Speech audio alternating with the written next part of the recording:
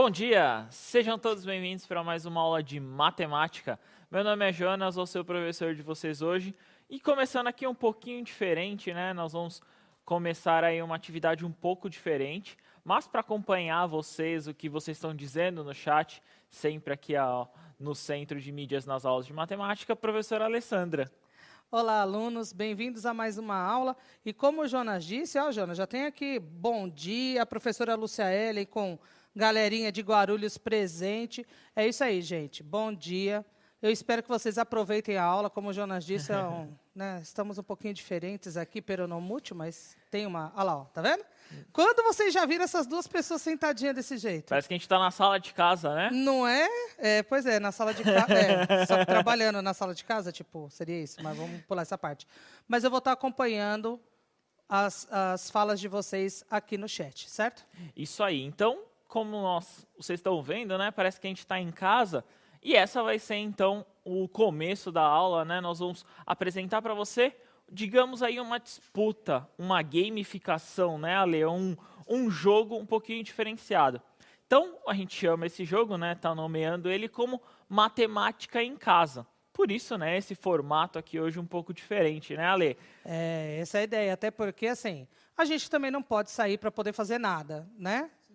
Se a gente pensar numa questão de desafio, de atividade. Então, por isso que a gente trouxe essa proposta de desafio para vocês, né, Jonas? Isso Mas mesmo. dentro de casa e respeitando todos os limites. Isso mesmo. Então, a ideia hoje, eu vou apresentar para vocês a questão do Matemática em Casa.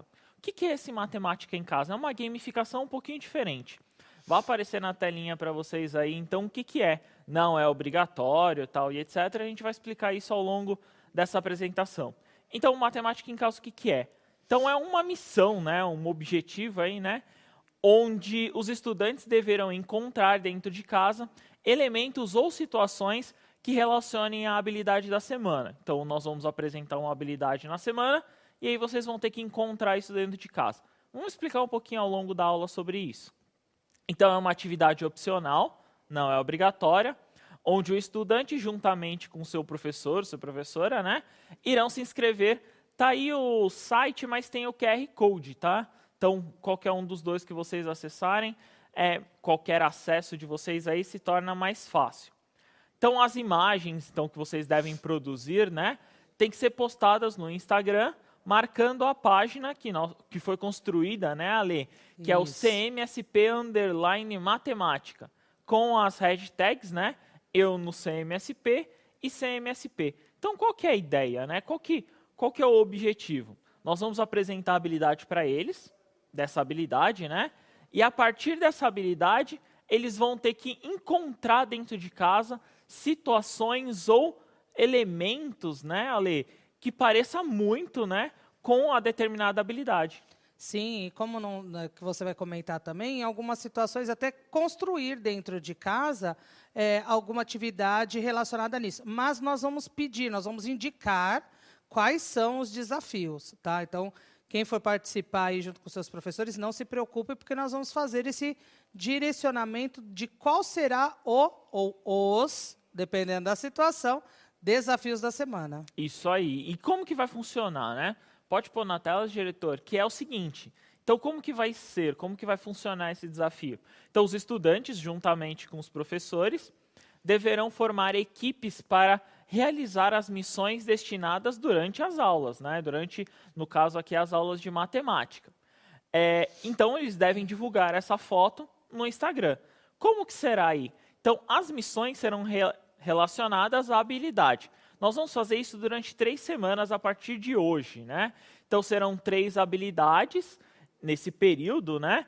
E todos os alunos, né, todos os anos finais, poderão participar dessa disputa. Então, nós vamos apresentar hoje, por exemplo, uma habilidade para vocês. Vocês vão ter que relacionar isso ao longo do dia a dia de vocês, né, Ale? E além disso, assim, mas Alessandra, Jonas, eu não tenho Instagram e eu não posso ter. Não tem problema, o professor, de repente, ele pode ter, tem um colega que tem, e vocês conseguem fazer essa postagem de qualquer modo, né? Vocês passam a atividade para o professor, a foto, né, Jonas? E aí o professor, ele faz essa postagem, marcando a hashtag e marcando a página também da matemática, como apareceu para vocês. Então, isso não é um empecilho, correto? Porque ninguém é obrigado a ter rede social, nada do tipo, a gente sabe disso. Mas aí o professor pode fazer esse meio de campo, né? Isso mesmo. Pode utilizar o Instagram da escola, de um dos Isso. integrantes, né? Não, aí no caso nós vamos precisar de um. Você tem que utilizar um Instagram aí para fazer essa publicação. Não adianta ficar publicando em todos que não vai dar muito certo aí. Tem que Não. ser um Instagram para fazer essa inscrição e aí colocar o nome da sua equipe, etc. Então, como que funciona aí? Para tudo tem regra, né, Ale? Precisa, porque senão vira bagunça. Então, nós vamos apresentar a regrinha para eles aí, que são algumas, né? Então, as regras são as seguintes. Então, a primeira, o aluno deve montar uma equipe à distância, né? Cada um aí na sua casa, e se inscrever através do link. No caso aí está o QR Code que vai aparecer para vocês. Então, pode existir mais de uma equipe por escola. Então, por exemplo, eu posso montar, por exemplo, uma equipe, eu e a Alê seria uma equipe. Mas se não der muito certo, eu posso montar a minha equipe e você pode montar a sua, né, Ale? Exatamente. Então, até um professor também, ele pode ter mais de uma equipe, dependendo da quantidade de alunos que vão trabalhar ali com ele, certo? Até para poder administrar melhor esse processo. Então, não tem problema nenhum. Isso mesmo. E aí, a segunda regrinha aí que vai aparecer para vocês é a seguinte. Então, você deve ou construir um Instagram com o nome da equipe ou ter acesso a algum já. Então, você tem acesso lá ao seu, a escola já tem, ou o professor já tem acesso a esse Instagram. E a partir dele, né, a partir desse Instagram, o integrante responsável, né, ele deve realizar as postagens. Lembrando, vão ser postagens apenas de imagens, né? Tem que ficar bem claro isso, que vocês vão fotografar, né? A equipe de vocês vão fotografar e vocês devem postar isso durante essas 3 semanas, né, Ale? Isso, essa é a ideia. E aí a gente pega pela questão também da qualidade da imagem para que a gente possa realmente ver que o desafio foi concluído ou a missão foi concluída por aquele aluno ou aquela equipe, certo? Isso mesmo. Então, nessa postagem aí que vocês vão realizar, vocês devem identificar algumas coisas. Então, primeira coisa, se tem relação com a habilidade, né? Essa é o primeiro objetivo aí, a primeira situação. Uma outra situação é vocês verem se tem nitidez, se tem claridade, né? Tem todo esse aspecto aí que vocês podem explorar bastante. Só que tem que entender também que eu tenho uma outra regra, que é a seguinte: se eu estou ali e é como se fosse uma competição, né? Ali é uma disputa, eu tenho que ter uma pontuação. Certo. Beleza? Vou apresentar para vocês aí a ideia de pontuação de como que vai funcionar. E esse controle, lembrando que daí, como a gente vai ter o professor junto com as equipes, é um controle feito pelo professor, né? O professor que vai ter mais Isso acesso mesmo. a essa situação. Isso mesmo. Pode pôr na tela para eles, diretor, que é a questão de como que vai funcionar essa pontuação. Então, cada semana, então, apresentará as missões, né? Uma quantidade de missões para você. Em cada uma corresponde a um acúmulo de 100 pontos. Então, cada missão aí, o valor é de 100 pontos. Considerando que o desafio foi realizado por completo.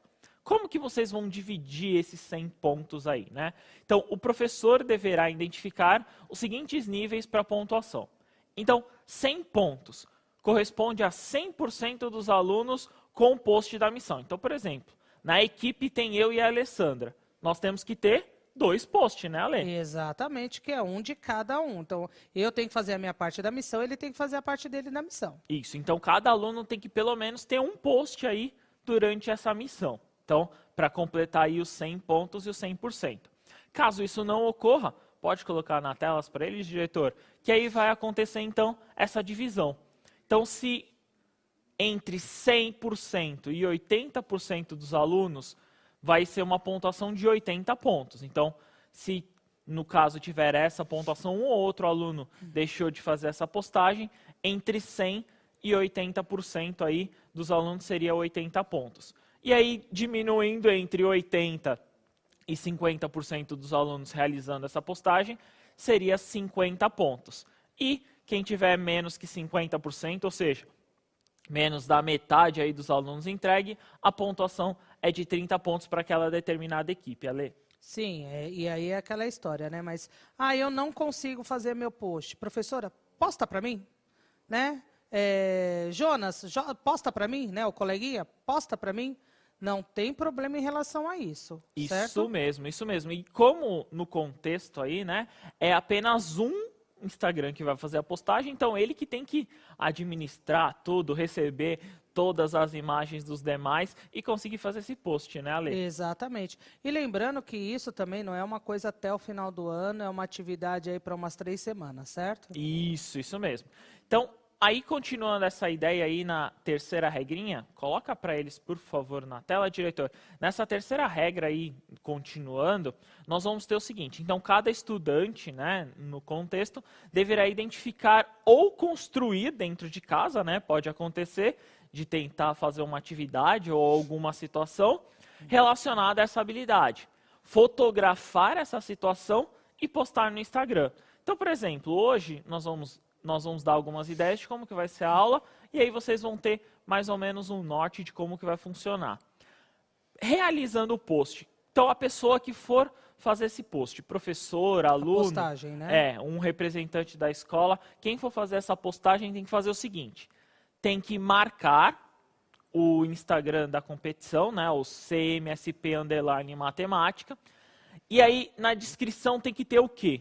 O nome da escola, o nome do aluno, o nome do professor responsável, a habilidade da semana, né, a habilidade relacionada, e aí ele tem que colocar as hashtags eu no CMSP e CMSP como marcação. Então ele tem que colocar isso, né, quando ele for fazer a publicação. E não pode esquecer dessa identificação, porque também vai facilitar até para podermos identificar de quem que é, qual é a escola, qual é o professor que está acompanhando. Nós precisamos dessas identificações e vocês também, até para que a pontuação seja correta, né? Isso mesmo. E não só isso, né, Ale? Então, por exemplo, imagina um coleguinha de vocês publicou alguma coisa, pode dar uma ideia. Você ir lá fazer alguma coisa diferente, né? Tem umas ideias. Isso é verdade. Os posts ajudam bastante a ter ideias, gente. Né? A ideia não é copiar também, não, né? Vamos falar de ideia, mas não é copiar. Mas, de repente, pode dar aquela luzinha do tipo, pô, eu quero participar, mas eu não sei o que eu faço. Gostei disso, mas eu vou fazer desse jeito. Verdade. Beleza? Então, seria mais ou menos nesse contexto. Aí, na regrinha 4 aí que vai aparecer para vocês é a seguinte. Então, tem que seguir a página, né? Para poder identificar quais são as equipes, quem está participando e como que está participando, né? O professor responsável, né, pela equipe receberá um e-mail indicado, né, que durante a planilha que vocês preencherem, e essa planilha aí que vocês vão receber é para pontuação. Como que vai funcionar? Então, nesse QR Code que vocês estão vendo aí nessa inscrição, vocês vão ter lá um e-mail para cadastrar. Esse e-mail solicita o e-mail do professor. Por quê? Eu vou encaminhar para o professor, para esse responsável pela equipe, né? Para esse professor fazer a pontuação. Então, professor que está ouvindo aí, que está participando, você participar dessa equipe, né? O aluno que vocês conseguirem montar essa equipe, vocês vão receber, no caso aí, uma planilha. E essa planilha vocês têm que apenas preencher. Vai estar lá os espaços, né? No e-mail vai estar todo explicado aí para vocês preencherem. Beleza, Ale? Tranquilo. E aí, continuando na sexta, digamos assim, na sexta parte do regulamento, então essa planilha deverá ser preenchida e devolvida nesse mesmo e-mail. Então vocês vão receber esse e-mail e aí vocês têm que responder essa planilha, né? Apenas com os dados. Vai estar lá o nome da escola, o número de alunos, quantos posts fez por missão e assim por diante, né? Vai estar explicado nesse e-mail como vocês vão preencher. E aí vocês têm que entregar até o dia 9/10, que é quando nós encerramos essa semana, essas 3 semanas, né? E até às 15 horas desse dia 9, que é quando nós encerramos essa atividade no Matemática em Casa. Exatamente. E aí vai entrar a nossa parte da missão. Porque tem essa também, né? A nossa parte da missão, que é olhar todas as planilhas preenchidas, fazer toda a conferência, fora o acompanhamento que a gente vai fazer pela própria página do projeto, né? Isso mesmo, isso mesmo. E aí, continuando, né, nesse contexto, no item 7 vai aparecer o seguinte, então as equipes que entregarem fora do prazo estarão automaticamente desclassificadas, né, Ali? Então, a gente não tem como tem que, infelizmente, estipular uma data limite, que é até o dia 9, às 15 horas, né? E aí, no item 8, é de responsabilidade, então, do professor realizar a avaliação e a lisura do processo para a pontuação da sua equipe. Então, é o professor que fará essa pontuação, né? Aí é uma responsabilidade para trabalhar em conjunto, né? Exato, que é o que a gente já está fazendo desde o começo, né? Os professores, nós estamos juntos, né? A gente do Centro de Mídias e os professores lá na ponta junto com os professores, então, junto com os alunos. Então, a ideia é só continuar esse processo de um trabalho em equipe, independente da distância. Isso mesmo. E aí no item 9, o último dessa lista, né? Então será realizada então uma apuração dessas notas ao término, né? E aí caso os itens acima algum não seja cumprido, infelizmente a equipe automaticamente será desclassificada. Então siga lá com esse QR Code que vocês viram, na inscrição tem todo esse regulamento, vocês podem ler lá novamente, podem colocar alguma pergunta, vocês vão receber o e-mail, podem tirar dúvidas no e-mail, sigam lá o Instagram, dê uma olhada lá no Instagram, que é uma parte aí que vocês vão poder participar. Então, convidamos vocês para participar disso, né, Ale? Exatamente, e a gente sabe que, pela participação de vocês no chat, eu tenho quase certeza que a maioria de vocês vai abraçar essa ideia, vai convencer o professor de abraçar a ideia com vocês, né? E eu tenho certeza que nós veremos trabalhos e atividades, missões realizadas assim com primor e uma mais bonita do que a outra, né, Jonas? Isso mesmo, isso mesmo. É uma das formas aí da gente conseguir ter uma interação maior entre nós e os alunos lá de casa, né? Exatamente, é tornar essa distância mais curta, né, na verdade. Beleza? Então vamos lá para o sexto ano. Sexto ano, anota aí, ó, primeira missão vai ser relacionada a qual habilidade? Essa aí que vai aparecer na telinha para vocês. Então, a ideia, a habilidade, né, essa primeira habilidade que vai para vocês, é a habilidade 2 do sexto ano. Então, é reconhecer o sistema de numeração decimal como fruto de um processo histórico, percebendo semelhanças e diferenças com outros sistemas de numeração, de modo a sistematizar, né, suas principais características. Base, valor, posição, né? E a função do zero, utilizando inclusive a composição e decomposição de números naturais e números relacionados, né, à sua representação decimal. Então, a primeira missão aí, sexto ano, encontrem números dentro da sua casa. O número lá está escrito, então encontrem números relacionados. Uma dica aí para vocês, para fazer um pouquinho diferente. Dois sistemas decimais, né, Ale, que nós utilizamos muito, é o sistema decimal, né, o indo-arábico, que nós utilizamos. Que é o nosso sistema de numeração, né? Isso mesmo. E uma outra dica é o sistema romano. Esse daí é o que tá... Ó, a gente pode achar que não, mas o romano ele está muito mais presente na nossa vida do que a gente imagina. Né? E muitas vezes até assim, no próprio relógio. Acho que eu falei demais, tá bom, deixa eu ficar quieto. Então identifique aí dentro de casa, ou outro sistema que se vocês identificarem, né? Algum outro tipo de sistema, no caso aí, de numeração. Então, basicamente, essa é a primeira missão deles, né? Sim, sexto ano. Essa não vai dar muito trabalho, não. Então, primeiro, montar a equipe. Né? Então, na verdade, aqui nós temos duas missões. Primeira missão, conversar com o professor, montar a equipe. Isso. Fazer a inscrição. Fez a inscrição, enquanto o professor está fazendo a inscrição, né, vocês estão fazendo a inscrição, já vai procurando aí as numerações dentro de casa, já vai começando a fazer esse registro. Isso mesmo. Então, partindo da aula de hoje, né? Então, agora nós vamos partir para essa habilidade. Aí eu vou mostrar para vocês como que vai funcionar essa habilidade, para vocês entenderem também como que se funciona esse sistema. Vai aparecer para vocês na telinha uma historinha relacionada a como surgiu, né?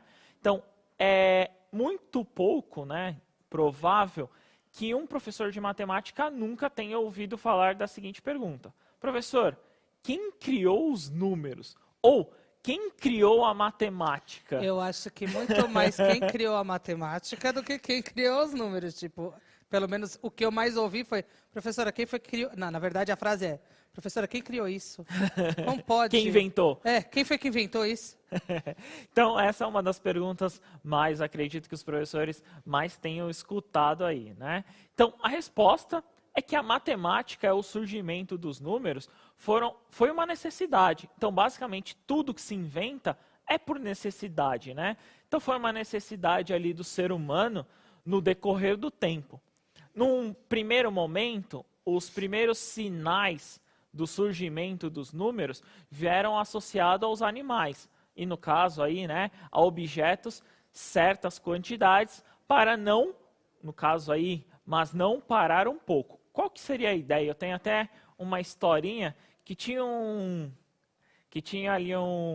que ele tinha as ovelhas, né? Um pastor. É a mesma história que eu pensei. É a mesma, né? Eu acredito que todos os professores precisavam. E ele precisava fazer a contagem daquelas ovelhas, né, Para Ale? ver se nenhuma tinha sumido ou se nenhuma tinha sido devorada por algum predador. Isso mesmo. Então, o que ele fazia? Ele pegava as pedrinhas, né? E colocava dentro de um saco. Então, cada vez... Uma pedrinha por ovelha. Isso mesmo. Então, a cada vez que passava uma ovelha para o cercado, para o terreno, não sei como representar ali. Então, para cada vez que passava para aquele cercado, ele colocava uma pedrinha. Colocando uma pedrinha, né, ele contava o número de ovelhas. E aí, todo dia, ele fazia o seguinte, comparava o mesmo número com o dia anterior. Se, no caso, tivesse que colocar uma pedra a mais, o que acontecia? Tinha uma ovelha a mais. Sim. E se faltasse uma pedra... Quer dizer que ele ou perdeu... ou virou lanchinho de alguém. Pode ter acontecido algum desses dois, né? Sim. E aí eu fico imaginando, já pensou ter que contar 1 milhão de pedrinhas? Não, eu fico pensando carregar essas pedrinhas. É a pior parte, eu acho. Eu fico pensando todo dia carregar essas pedrinhas, tendo que levar lá para contar as ovelhas. Exato. Então, e aí é o que o Jonas falou. E aí daí vem uma necessidade de uma outra forma de representação que, devido à brincadeira aqui, seja menos pesada, né, nesse caso. Um pouquinho, né? Então, aí é uma das ideias que foi, eu acredito que muitos professores tenham essa ideia, que foi uma das primeiras representações. Pode colocar na tela para eles, diretor? Então, muitas civilizações desenvolveram o seu próprio sistema de numeração. Dentre eles, nós temos os egípcios, os romanos, que nós citamos, né, Ale? Sim. Que ainda nós utilizamos em algumas situações, mas o surgimento de novos símbolos, né, mais o zero tem uma característica aí para o surgimento, foi a revolução não somente para a matemática, mas também para a ciência, no caso aí de maneira geral. Então, a utilização desses números, aí, a utilização desse formato, é também para a ciência, né, Ale? Nós não apenas utilizamos os números para a matemática. Sim, até porque, assim, aí quando a gente pensa num estudo de uma epidemia ou de uma determinada... Vou além. Pensando na ciência, não vou nem pegar... não vou usar mais coronavírus, não, porque isso daí já está esgotado até as tampas, né? Mas, por exemplo, um produtor de laranja, ele tem a produção dele lá e tem uma determinada praga atacando a plantação dele, né? Tem como, através de números e utilizando essa relação, calcular qual é a velocidade do avanço dessa praga para que ela seja controlada antes, por exemplo, do produtor perder toda a sua plantação, né? Então, a gente não precisa necessariamente, matemática. Não. Os produtores, eles também podem precisar disso e fazer um ótimo controle da própria produção. Prevenção, exatamente, né? A prevenção. Então, a matemática, aí, no caso, a numeração, também é representada dessa forma. Mas, geralmente, os números, né, Ale, nós utilizamos eles para quantificar, né? Colocar um valor ali para quantidade, para relacionar basicamente, alguma coisa que você tenha. Se você tem um item, você tem uma forma de fazer essa representação. O sistema decimal, que é o que nós utilizamos, que é o mais comum aí que vocês vão encontrar, ele apresenta da seguinte forma, pode colocar na tela para eles, que é o seguinte. Então, o sistema decimal, nós utilizamos as casas decimais, né, Ale? Nós utilizamos ali a partir, por exemplo, então das unidades, nós temos a unidade, a dezena, a centena, aí nós utilizamos outra ali, né? A unidade, no caso ali, seria de milhar, Isso. né? Então, nós temos unidade de milhar, dezena de milhar, centena de milhar e assim sucessivamente. Milhões, bilhões, trilhões, né? né? Então, são elementos que nós representamos os números conforme a posição, né? Então, o número ele é representado, né, pela posição, no caso, nessa ordem decimal. O valor que o número, que o algarismo recebe, está relacionado à posição em que ele ocupa naquele número, certo? Por isso que o nosso sistema ele é posicional. Isso então, mesmo. por exemplo, 521, eu tenho 2, mas ali ele está representando 20, certo?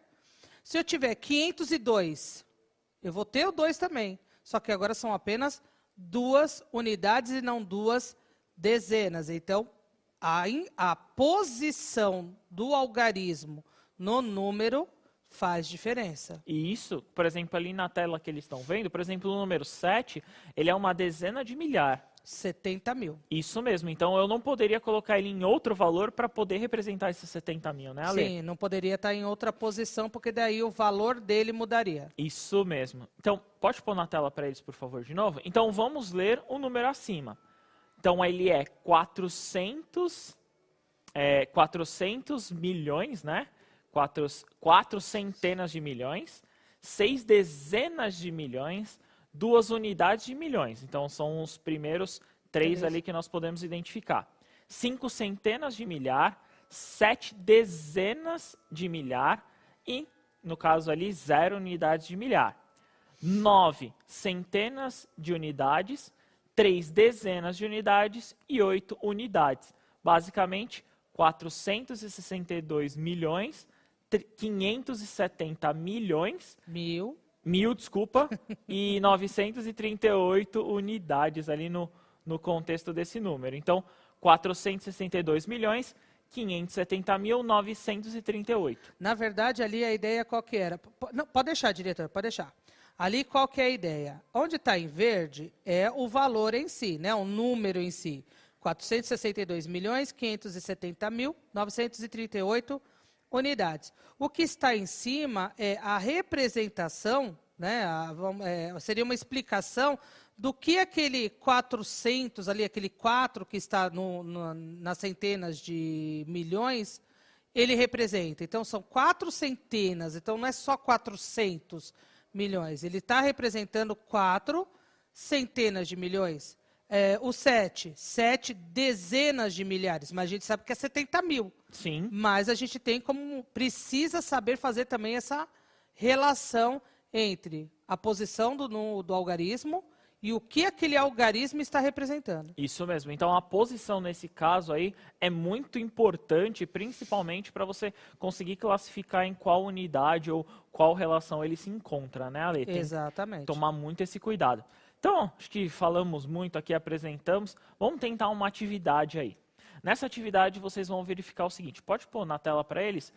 É relacionado, então, a uma posição. A pergunta é a seguinte. Qual é o valor posicional do número 8 em cada um dos números a seguir? Então, eu tenho lá 16.438. Eu quero saber o que o 8 representa. Lembrando da tabela anterior, né?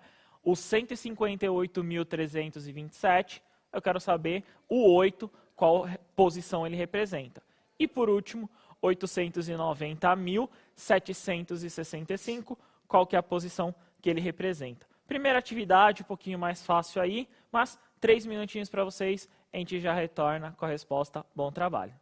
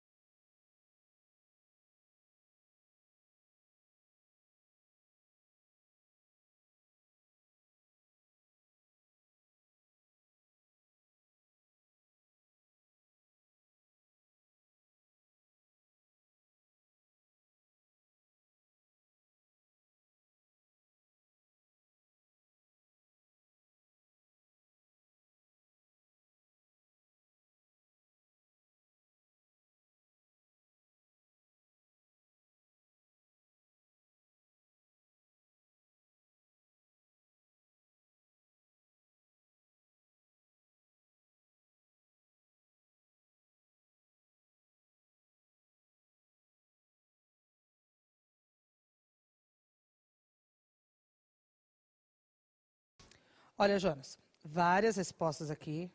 Algumas equivocadas. Gente, não era alternativa, tá bom? Não era. Então, quem colocou C, A, B, não. Mas, por exemplo, o Pablo Murilo, ele colocou A8, B, 8.000. O Henrique, A8, B8.000 e C, 800.000. O Cauã também fez isso. A Estela, A8, B8, C8. Isabelle, 8, 8.000 e 80.000.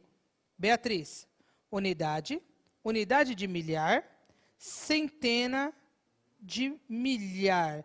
E a gente tem a Linara, o Murilo, o Emerson, o Daniel, vários outros alunos que colocaram unidade, unidade de milhar e centena de milhar.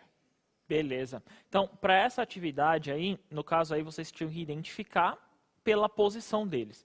Pode colocar na tela para eles, diretor, que vai aparecer a resposta da seguinte forma. Então, eu tenho, primeiro, 8 unidades. Então, o primeiro lá representa, na posição, ele está na unidade. Eu tenho na B, 8 unidades de milhar. Então, ele está na casa da unidade, no caso de milhar. E, por último, eu tenho 8 centenas de milhar. O Pietro também acertou. Boa! Vamos tentar reescrever esse valor, né, esses valores aí da seguinte forma, da seguinte maneira. Eu geralmente, Ale, eu escrevo, quando eu quero representar, eu escrevo do último para cá. Então, eu sempre escrevo da direita para a esquerda. Não é o certo, né, não é o correto, mas geralmente é a forma com que eu faço.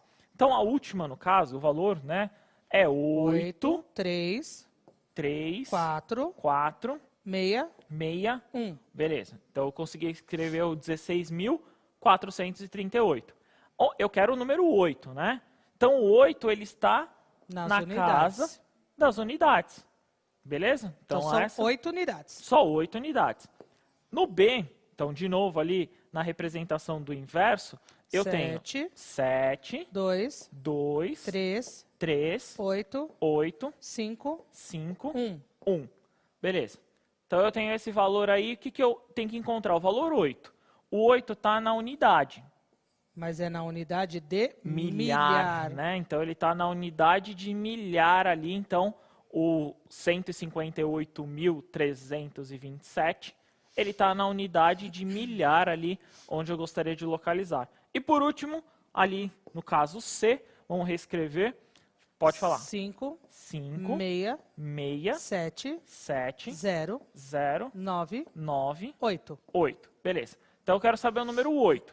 O número 8, ele está na centena. De milhar. Centena de milhar, né? Então, ele está numa casa aí de posição, né, no caso, de centena de milhar. Seria basicamente essa relação de onde nós podemos localizar esses valores, né, Ali? Isso, e fazer a identificação do algarismo pela posição que ele ocupa e assim sabendo então qual é o valor que ele está representando ou assumindo ali naquele número. Isso mesmo. Então, basicamente, esse contexto aí que vocês estão vendo, nós temos a seguinte relação, da posição relacionado aí, no caso, ao que nós temos do valor, se é unidade, se é dezena, se é centena, milhar ou unidade. Vamos tentar uma próxima atividade aí para ver se a gente consegue relembrar algumas situações. Eu quero então que vocês escrevam, no caso aí um número, pensa aí no número para escrever, que tenha obrigatoriamente 5 ordens. Tenta lembrar o que é 5 ordens, eu explico depois na volta, tá? Um número com 3 ordens, no caso aí com dezenas, que seja 8. Então a dezena tem que ter 8. E por último ali, um número cuja unidade de milhar seja 9. Então eu quero um desses valores aí. Unidade de milhão. Unidade de milhão, desculpa. Unidade de milhão seja 9. Então eu quero um número aí com unidade de milhão que seja valor 9. Então, 2 minutinhos para vocês e a gente já retorna com a resposta. Bom trabalho.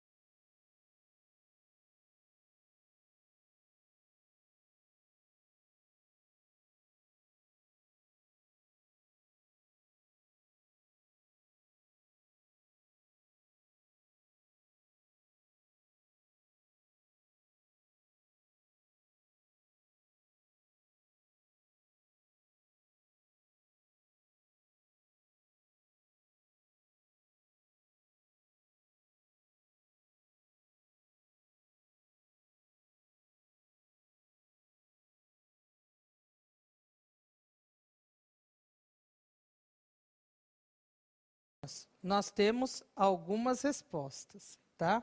Vou ler pelo menos 3. O Ricardo, ele colocou assim, na A, 51.872. 51.872. 872. Na B, 385.